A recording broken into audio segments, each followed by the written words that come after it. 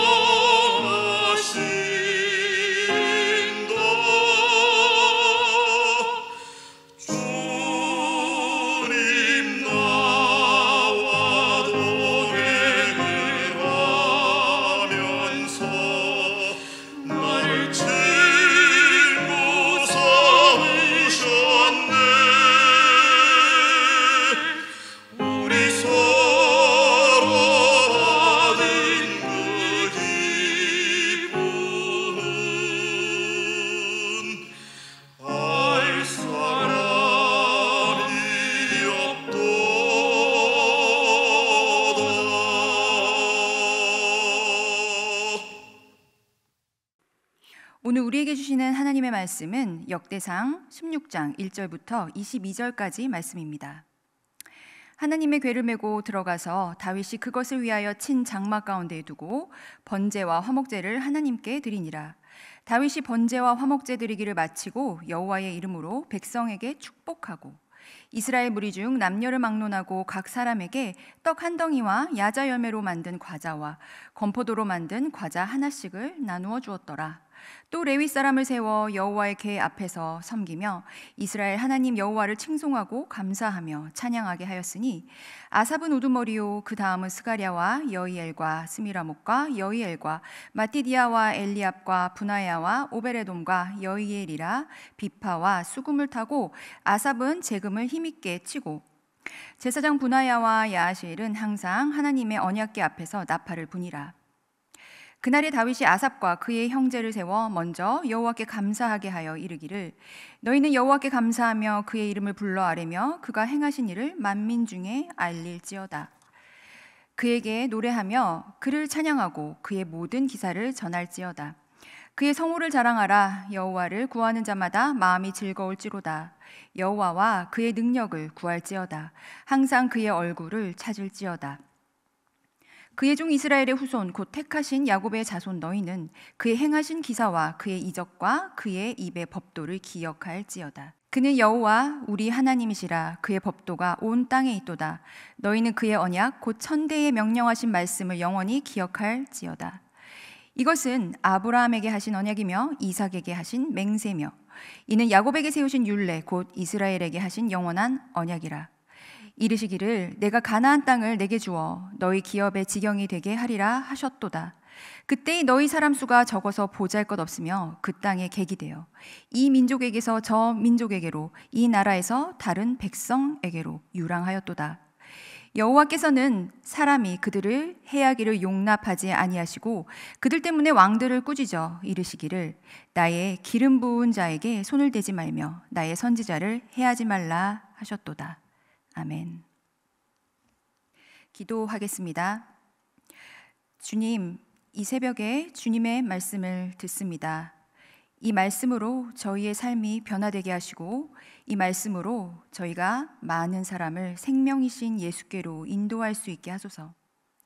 이 말씀이 저희 삶의 의미이자 기쁨이며 또한 이유가 되게 하소서. 주 예수 그리스도의 이름으로 기도합니다. 아멘. 주님의 은혜와 평강이 여러분과 함께 하시기를 기도합니다.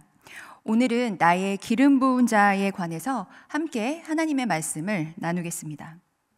기름 부은 자는 히브리어로 마시아입니다. 많이 들어보신 단어죠. 우리말로는 메시아입니다. 이는 헬라어로 크리스토스라고 하죠. 우리말로는 그리스도입니다. 이쯤에서 우리는 예수님을 떠올리지 않을 수 없습니다. 왜냐하면 예수님은 그리스도시니까요. 그런데 이 예수님을 연상하게 하는 시아라는 단어가 예수님께서 이 땅에 오시기 훨씬 이전에 사용되었다는 사실이 놀랍습니다. 오늘 본문 22절에도 이 단어가 발견되는데요. 본문을 함께 보겠습니다. 이르시기를 나의 기름 부은 자에게 손을 대지 말며 나의 선지자를 해하지 말라 하셨도다. 하나님께서 이스라엘을 나의 기름 부은 자 그리고 나의 선지자라고 칭하십니다. 출애굽기 19장 6절에서는 하나님께서 이스라엘을 제사장이라고 부르시죠. 성서에 따르면 하나님으로부터 기름 부음을 받을 수 있는 사람은 선지자, 제사장 그리고 왕입니다. 따라서 하나님께서 이스라엘을 나의 기름 부은 자라고 부르신 것은 그만큼 이스라엘의 역할이 아주 중요했다는 것을 의미합니다. 즉, 구약시대의 이스라엘은 다른 민족을 하나님께로 인도해야 하는 아주 큰 역할을 감당해야 했던 것이죠. 그런데 우리가 성서를 통해서 잘 알고 있듯이 이스라엘은 그 사역을 충분하게 감당해내지는 못했습니다. 성서는 이스라엘의 악과 불순종, 달리 말해서 죄 때문에 나라가 멸망에 이르게 되었다고 설명하죠. 그리고 실제로 북왕국 이스라엘은 기원전 722년에 멸망하였고 또 남왕국 유다는 기원전 586년에 완전하게 멸망했습니다. 하지만 하나님께서는 당신께서 기름을 부으신 이스라엘을 완전히 버리시지는 않으셨습니다.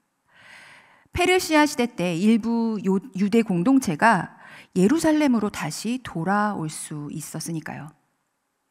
다시 돌아온 그들은 파괴되었던 성전을 다시 짓고 예배를 중심으로 하는 신앙 공동체를 회복하고 싶어 했습니다. 왜냐하면 이스라엘을 멸망으로 이끌었던 죄가 바로 예배의 붕괴로부터 비롯되었다는 것을 그들이 너무나도 잘 인식하고 있었기 때문이죠. 이에 그들은 하나님의 마음과 아주 잘 맞았던, 그리고 기름 부음을 3번이나 받았던 다윗 왕의 찬란했던 시대를 회고합니다. 그들은 그 시대의 예배를 다시 회복함으로써 아버지이신 하나님과 자녀인 그들의 관계가 다시 회복되기를 원하죠. 또 하나님께서 자녀에게 베푸시는 그 은혜를 누리면서 그들은 다시 새롭게 메시아적인 사명을 감당하면서 살고 싶어 합니다. 그래서 오늘 본문의 저자는 다윗 왕의 예배를 고찰하고 이를 기록합니다. 본문을 볼까요?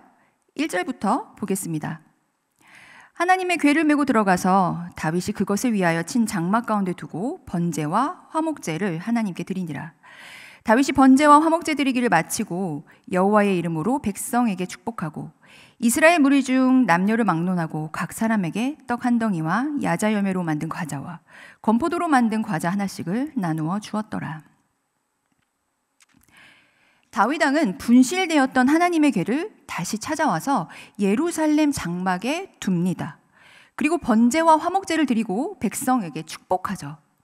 이 번제는 제물의 가죽과 더러운 부분을 제외한 나머지를 모두 불에 태워서 하나님께 드리는 제사입니다. 이는 예배자의 전적인 헌신을 의미하죠.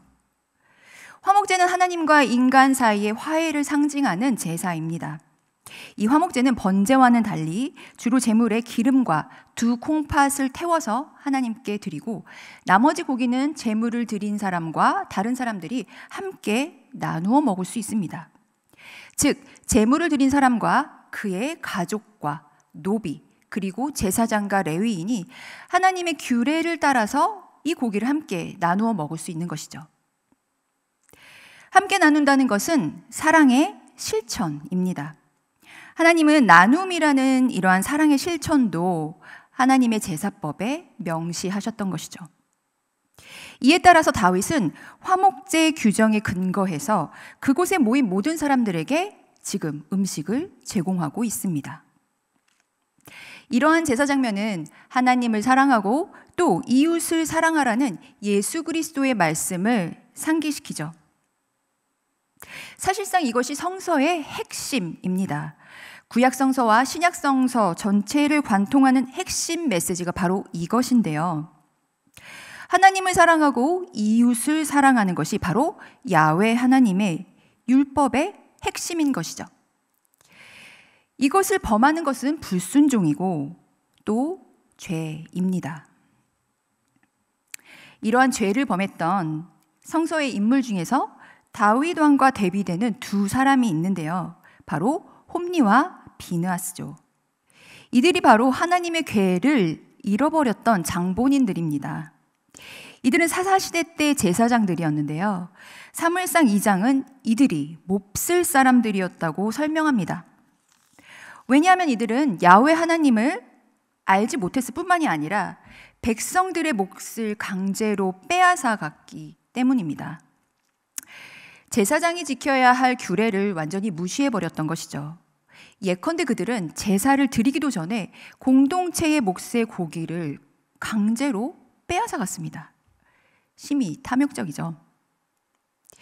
이렇게 자신의 배만 불리던 그들을 향해서 하나님께서는 이런 말씀을 하셨습니다. 사무엘상 2장 30절과 31절의 말씀입니다. 나를 멸시하는 자를 내가 경멸하리라. 보라, 내가 내 팔과 내 조상의 집 팔을 끊어 내 집에 노인이 하나도 없게 하는 날이 이를지라. 이는 즉 하나님께서 그들 집안의 모든 젊은이들을 죽게 하시겠다는 의미입니다. 결국 홈리와 비나스는 블레셋과의 전투에서 젊은 나이에 전사하고 말죠. 또 그곳에서 하나님의 궤를 빼앗기기도 합니다. 이러한 홈리와 비느하스의 제사는 오늘 본문에서 묘사되고 있는 다윗 왕의 제사와는 확연하게 대비됩니다. 즉, 본문에서 묘사되고 있는 다윗 왕은 기름 부음을 받은 자로서 하나님을 경외하고 또 그의 백성을 사랑함으로 그 백성들을 하나님께로 인도해내는 그 사명을 아주 충실하게 잘 감당해내고 있죠. 또한 본문에서 다윗 왕은 제사뿐만이 아니라 찬양대도 조직합니다. 본문 4절부터 6절까지에 그가 조직한 찬양대원들의 이름이 열거되어 있죠. 약 10명의 찬양대원들이 노래도 부르고 악기도 연주합니다. 다윗 왕은 이날 처음으로 그들에게 감사 찬양을 부르게 하죠. 그 찬양시의 내용은 이렇습니다. 하나님의 이적과 법과 그리고 언약을 기억하며 그분을 찾고 감사와 찬양으로 응답하라 라는 것이죠. 여기에서 하나님의 언약은 본문 16절부터 18절까지에서 분명하게 드러납니다. 새한글 성경으로 제가 읽겠습니다. 그것은 여호와가 아브라함과 맺으신 언약, 이삭에게 해주신 굳은 약속이지요. 여호와가 그것을 확인해 주셨어요. 야곱에게 규정으로, 이스라엘에게 영원한 언약으로. 여호와가 말씀하셨지요. 너에게 내가 가나안 땅을 주겠다. 너희가 나누어 받을 몫의 땅을. 그 언약은 바로 야훼 하나님께서 아브라함과 이삭과 야곱에게 약속하셨던 가나안 땅을 의미합니다. 이어지는 19절 내용도 볼까요? 여러분은 사람 수가 몇 되지 않았고 거기서 나그네가 되었지요. 21절과 22절도 보겠습니다. 여호와가 어떤 사람에게도 그들을 억누르게 허락하지 않으셨고 그들 때문에 임금들을 야단치셨어요. 너희는 손대지 마라. 나의 기름 부음 받은 사람들에게, 나의 예언자들한테 해코지하지 마라. 요컨대 기름 부음을 받았던 이스라엘은 비록 그 수가 적은 나그네였지만 야훼 하나님의 전적인 은혜 덕분에 억압으로부터 자유할 수 있었고 마침내 가나안 땅에 이르게 되었다는 것입니다. 그렇기에 다윗 왕은 지금 그의 찬양대에게 하나님의 그러한 신실하심에 감사하고 또 그분을 찬양하라고 말하고 있습니다. 오늘 본문이 기록된 시기는 포로기 이후로 알려져 있습니다. 즉, 당시의 유대 공동체는 여전히 페르시아 제국으로부터 식민 통치를 받고 있는 상황에 있었죠. 그들의 나라는 완전히 멸망했고 장엄했던 솔로몬의 성전도 파괴되었습니다. 예루살렘은 폐허가 되었죠. 비참하게도 그 폐허가 된 땅조차도 더 이상은 그들의 것이 아니었습니다. 그들은 지금 황량한 광야 한가운데에 서서 찬란했던 그들의 왕국 시대를 떠올리며 통곡하고 있습니다. 이렇게 앞이 보이지 않는 막막한 상황에 놓였을 때 그들은 무엇을 할 수 있었을까요? 만약 저와 여러분이 이렇게 막막한 상황에 놓인다면 우리는 무엇을 할 수 있을까요? 기름 부음을 받았던 유대 공동체는 다시 야훼 하나님 앞에 무릎을 꿇었습니다. 그리고 기도했습니다. 재산도 명예도 언약 백성이라는 자부심마저도 모두 다 잃어버렸지만 가난한 마음으로 다시 하나님 앞으로 나와 엎드려 기도했습니다. 어떤 기도를 했을까요? 오늘 본문의 시처럼 아마도 그들은 감사 기도를 했을 것입니다. 이렇게 말이죠. 다시 돌아오게 해주셔서 감사합니다. 우리에게 약속을 지켜주셔서 감사합니다. 이제 우리가 마음을 찢고 다시 하나님께로 돌아왔으니 주여 우리를 회복시켜 주소서. 그리고 그들은 다윗 왕의 예배를 기억해냈고 다시 예배하고 찬양하며 메시아적인 신앙 공동체를 회복하려고 했습니다. 왜냐하면 그것이 바로 그들이 살아남았던 이유, 곧 이 세상에 존재하는 이유였기 때문입니다. 베드로전서는 예수 그리스도를 믿는 우리가 바로 택하신 족속이며 왕 같은 제사장이라고 말합니다. 이는 곧 우리가 바로 기름 부음을 받은 사람들이란 의미죠. 따라서 우리는 예수님처럼 하나님의 세상을 섬기며 그 세상을 예수님께로 인도해야 합니다. 그것이 바로 우리의 사명이고 우리가 이 세상에 존재하는 이유이기 때문입니다. 이를 위해서 우리는 먼저 예수 그리스도에 대해서 잘 알고 또 그분을 따르며 그분처럼 살아가야 하겠죠. 하지만 이것은 결코 쉬운 일은 아닙니다. 돈과 명예와 내가 사랑했던 모든 것을 잃어버릴 수도 있는 일이죠. 예수님처럼 평생 머리 둘 곳조차 없을 수도 있고 또 예수님처럼 섬기면서도 미움을 받을 수도 있습니다. 또 예수님처럼 생명을 주고도 고통 속에서 생을 마감할 수도 있게 되죠. 하지만 예수님처럼 다시 부활해서 영원히 하나님 곁에서 하늘의 별처럼 빛나며 살아갈 수도 있습니다. 혹시 여러분 가운데 지금 황량한 광야 한가운데에 홀로 서 계신 분이 있습니까? 만약 그렇다면 기도하십시오. 주께 더욱 가까이 오게 해주셔서 감사하다고 기도하십시오. 그리고 또 주님과 함께하는 매일매일이 내 삶의 가장 큰 의미라고 고백하십시오. 그리고 예배하십시오. 또 찬양하십시오. 하나님은 반드시 여러분을 다시 기름 부음을 받은 자의 삶으로 이끄실 것입니다. 그리고 그 삶은 세상에 줄 수 없는 깊은 의미와 기쁨으로 여러분을 가득 채울 것입니다. 주기도문으로 예배를 마치겠습니다. 하늘에 계신 우리 아버지여, 이름이 거룩히 여김을 받으시오며 나라가 임하시오며 뜻이 하늘에서 이루어진 것 같이 땅에서도 이루어지이다. 오늘 우리에게 일용할 양식을 주시옵고 우리가 우리에게 죄 지은 자를 사하여 준 것 같이 우리 죄를 사하여 주시옵고 우리를 시험에 들게 하지 마시옵고 다만 악에서 구하시옵소서.